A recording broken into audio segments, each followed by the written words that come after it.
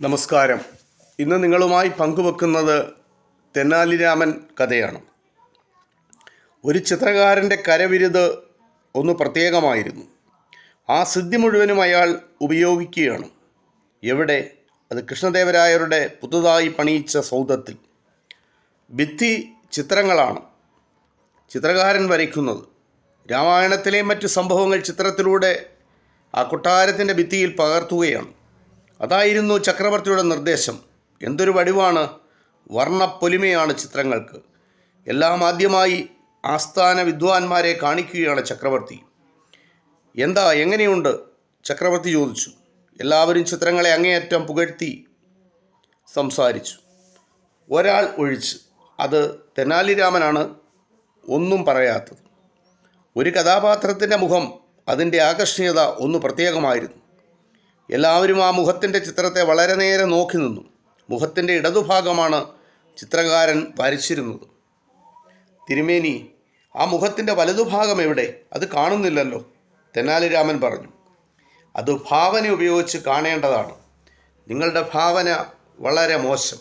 അതുകൊണ്ടാണ് നിങ്ങൾ മുഖത്തിൻ്റെ മറുവശം കാണാത്തത്. ചക്രവർത്തി അല്പം മുഷിച്ചിലോട് തെനാലി രാമനോട് പറഞ്ഞു. അതങ്ങനെ മനസ്സിൽ വെച്ച് സൂക്ഷിച്ചു രാമൻ. ചക്രവർത്തിക്ക് നല്ലൊരു തിരിച്ചടി കൊടുക്കണം. അതിനുള്ള പദ്ധതി ആലോചിച്ചിട്ടുമുണ്ട്. വളരെ ദിവസങ്ങൾ കഴിഞ്ഞു രാമൻ ആ പദ്ധതി പ്രയോഗത്തിൽ വരുത്തി. തിരുമേനി, എനിക്ക് കുട്ടിക്കാലത്ത് ചിത്രമെഴുത്തിൽ വാസനയുണ്ടായിരുന്നു. കഴിഞ്ഞ അനേകം ദിവസങ്ങളായി ഞാൻ രാപകൽ ചിത്രകല പരിശീലിക്കുകയായിരുന്നു. അവിടുത്തെ മറ്റൊരു കൊട്ടാരത്തിൻ്റെ ഭിത്തിയിൽ ഞാൻ കുറേ ചിത്രങ്ങൾ വരയ്ക്കാം. പക്ഷേ ജോലി തീർന്നതിന് ശേഷമേ മറ്റുള്ളവർ കാണാൻ പാടുള്ളൂ, തെനാലി രാമൻ ചക്രവർത്തിയോട് പറഞ്ഞു. ചക്രവർത്തിക്ക് അത് സമ്മതമായി. ഒരു കൊട്ടാരത്തിൽ ഭിത്തി ചിത്രങ്ങളില്ല. ആ കൊട്ടാരത്തിൻ്റെ ചിത്രങ്ങൾ വരയ്ക്കാം. അതിൽ രാമന് അനുമതി നൽകി അദ്ദേഹം. 4-5 ആഴ്ചകൾ കഴിഞ്ഞു. തിരുമേനി, എൻ്റെ പണി പൂർത്തിയായിരിക്കുന്നു. അവിടുന്ന് മറ്റുള്ളവരും വന്ന് കാണണം. തെനാലി രാമൻ രാജാവിനെ ക്ഷണിച്ചു. എല്ലാവരുമായി ആ കൊട്ടാരത്തിലേക്ക് പോയി. ഭിത്തി നിറയെ ചിത്രങ്ങളുണ്ട്.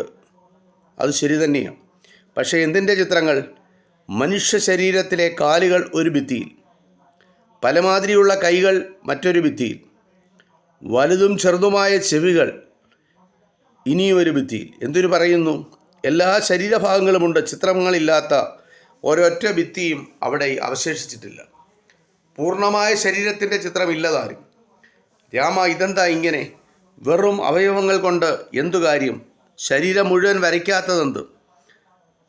ചക്രവർത്തി തിരുമേനി നീരസത്തോടെ ചോദിച്ചു. തിരുമനസ്സേ, അവിടുത്തെ ഭാവന ഉപയോഗിച്ച് അത് കണ്ടുകൊള്ളണം, തെനാലി രാമൻ പ്രതിവദിച്ചു. അപ്പോഴാണ് ചക്രവർത്തിക്ക് ഒന്നും മനസ്സിലായത്. താൻ മുമ്പ് രാമന് ഭാവനയില്ലെന്ന് പറഞ്ഞിരുന്നു. ഇതാണ് തനിക്ക് രാമൻ തന്ന തിരിച്ചടി. അദ്ദേഹത്തിന് അല്പം മനപ്രയാസം തോന്നി, മാത്രമല്ല ദേഷ്യവും. രാമൻ കൊട്ടാരം മുഴുവൻ അലങ്കോലപ്പെടുത്തിയിരിക്കുന്നു. രാമൻ്റെ തല വെട്ടട്ടെ, ചക്രവർത്തി ആക്രോശിച്ചു. 2 ഭടന്മാർ രാമനെ കൊലക്കളത്തിലേക്ക് കൊണ്ടുപോയി. ആ 2 പേരും ആരായിരുന്നു? മുമ്പ് രാമൻ അടിയിൽ പാതി സമ്മാനിച്ചിരുന്നവർ. അന്നു മുതൽ അവർക്ക് രാമനോട് വൈരാഗ്യം തോന്നിയിരുന്നു. അത് തീർക്കാനുള്ള അവസരം ഇതാ കിട്ടിയിരിക്കുന്നു. ഹേ രാമ, മരിക്കുന്നതിന് മുമ്പ് വല്ല ആഗ്രഹമുണ്ടോ? ഒരുവൻ ചോദിച്ചു. ഒരാഗ്രഹമുണ്ട്. എന്താണത്? എനിക്ക് നെഞ്ചോളം വെള്ളത്തിലിറങ്ങി നിന്ന് പ്രാർത്ഥിക്കണം. അതെന്തിന്? മരിച്ചതിന് ശേഷം സ്വർഗം കിട്ടാൻ. ശരി, സമ്മതിക്കാം. പക്ഷെ നിങ്ങൾ ഓടിപ്പോകാനൊന്നും തുനിയരുത് കേട്ടോ. അയ്യോ, ഞാനൊരു പാവമല്ലേ? രാമ, നിങ്ങളാണോ പാവം? കൊള്ളാം. ഹേ ഭടപ്രമാണി, ഞാൻ എന്തെങ്കിലും ഒരു ഒച്ച പ്രകടിപ്പിച്ചാൽ, ഒന്നനങ്ങിയാൽ എൻ്റെ തല വെട്ടിക്കൊള്ളണം. ഭടന്മാർ രാമനെ ഒരു കുളത്തിലേക്ക് കൊണ്ടുപോയി. 3 പേരും നെഞ്ചോളം വെള്ളത്തിലിറങ്ങി നിൽപ്പായി. രാമൻ നടുവിൽ, ഭടന്മാർ വാളൂരിപ്പിടിച്ച് ഇരുവശങ്ങളിലും. വളരെ നേരം അങ്ങനെ നിന്നു. ഏകാഗ്രതയോടെ പ്രാർത്ഥിക്കുന്നതായി നടിക്കുകയാണ് തെനാലി രാമൻ. നോക്കി നിന്നവർക്ക് മുഷിച്ചിലുണ്ടായി. പൊടുന്നനെ അതുണ്ടായി. രാമനൊന്ന് മുങ്ങി. ഭടന്മാർ രാമൻ നിന്നിടത്തു വെട്ടി. വെട്ടുകൾ പരസ്പരമേറ്റു. 2 ശിരസ്സുകൾ വെള്ളത്തിൽ പതിച്ചു. 3-ാമത്തെ ശിരസ് രാമൻ്റെ വകയാണ്. ആ ശിരസ് സ്വന്തം ശരീരത്തിൽ ചേർന്നിരുന്ന് ചക്രവർത്തിയുടെ മുമ്പിലെത്തി. തിരുമേനി, കൊട്ടാരത്തിലെ ഭിത്തികൾ അലങ്കോലപ്പെട്ടു. ശരി തന്നെ. പക്ഷേ അങ്ങ് ഒരു മനുഷ്യൻ്റെ ജീവനേക്കാൾ ഭിത്തിക്ക് വില കൽപ്പിച്ചു. ഇനിയെങ്കിലും ആ മനസ്ഥിതി മാറ്റിയാൽ നന്നായിരുന്നു. രാമൻ ചക്രവർത്തിയെ ഉപദേശിച്ചു. ചക്രവർത്തി പറഞ്ഞു, രാമ, നിങ്ങളുടെ സാമർഥ്യത്തെയും ബുദ്ധിശക്തിയെയും ഞാൻ അഭിനന്ദിക്കുന്നു. ഞാനിതാ നിങ്ങൾക്ക് മാപ്പ് തരികയാണ്. കുറേ സ്വർണ്ണ നാണയങ്ങൾ നിങ്ങൾക്ക് തരാൻ ഏർപ്പാട് ചെയ്യുന്നുമുണ്ട്. പക്ഷേ ഇനിമേൽ കുസൃതിയൊന്നും കാണിക്കരുത് കേട്ടോ. തീർച്ചയായും ഞാനിനി കുസൃതി കാണിക്കുകയില്ല. തെനാലി രാമൻ വാഗ്ദാനം ചെയ്തു. പക്ഷേ വാഗ്ദാനം പാലിക്കണമെന്നുണ്ടോ? രാമന് ഈശ്വരഭക്തി കുറവാണ്. അതായിരുന്നു കൃഷ്ണദേവരായരുടെ അഭിപ്രായം. കൃഷ്ണ, രാമ, ഗോവിന്ദ എന്നൊക്കെ മറ്റുള്ളവർ ഉച്ചരിക്കാറുണ്ട്. അത് ചക്രവർത്തി കേൾക്കാറുമുണ്ട്. എന്നാൽ രാമൻ ഈശ്വരനാമം ഉരുവിടാറേയില്ല. ചക്രവർത്തിക്ക് പ്രിയപ്പെട്ട ഒരു തത്തയുണ്ടായിരുന്നു. സ്വർണ്ണക്കൂട്ടിലാണ് ആ തത്തയെ പാർപ്പിച്ചിരുന്നത്. അദ്ദേഹം ആ പക്ഷിയെ ഈശ്വരനാമം ഉച്ചരിക്കുവാൻ പഠിപ്പിച്ചിരുന്നു. ചക്രവർത്തി ആവശ്യപ്പെടുമ്പോഴൊക്കെ അത് രാമ, കൃഷ്ണ എന്നൊക്കെ പറയും. രാമ, നിങ്ങൾക്ക് ഭക്തി എന്നൊന്നുമില്ല, എൻ്റെ തത്തയെ കണ്ടുപിടിക്കൂ. ഒരു ദിവസം ചക്രവർത്തി പറഞ്ഞു, തിരുമേനി, ഞാൻ സത്യം പറയുന്നതിൽ പരിഭവിക്കരുത്. അങ്ങ് ഈ തത്തയ്ക്ക് പാലും പഴവും മറ്റും കൊടുക്കുന്നു. ഭക്ഷണത്തിനു വേണ്ടിയാണ് തത്ത ഈശ്വരനാമങ്ങൾ ഉരുവിടുന്നത്, അല്ലാതെ യഥാർത്ഥമായ ഭക്തി ഉണ്ടായതുകൊണ്ടല്ല. രാമൻ തൻ്റെ അഭിപ്രായം പ്രകടമാക്കി. ചക്രവർത്തി അത് ശരിയല്ലെന്ന് തോന്നി. എന്തു വന്നാലും ശരി, എൻ്റെ തത്ത അന്യഥാ പെരുമാറുകയില്ല, ചക്രവർത്തി തീർത്തു പറഞ്ഞു. രാമൻ തർക്കത്തിനൊന്നും നിൽക്കാതെ വിടവാങ്ങി. അയാൾ അടുത്ത ദിവസം വീണ്ടും ചക്രവർത്തിയുടെ മുമ്പിൽ ഹാജരായി. 2 അറകളുള്ള ഒരു കൂടും ഉണ്ടായിരുന്നു അയാളുടെ പക്കൽ.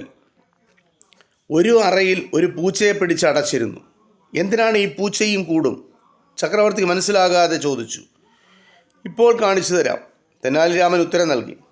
അയാൾ തത്തയെ അതിൻ്റെ കൂട്ടിൽ നിന്നെടുത്ത് അതിൻ്റെ 2 അറകളുള്ള കൂട്ടിൽ പൂച്ചയില്ലാത്ത അറയിൽ അടച്ചു.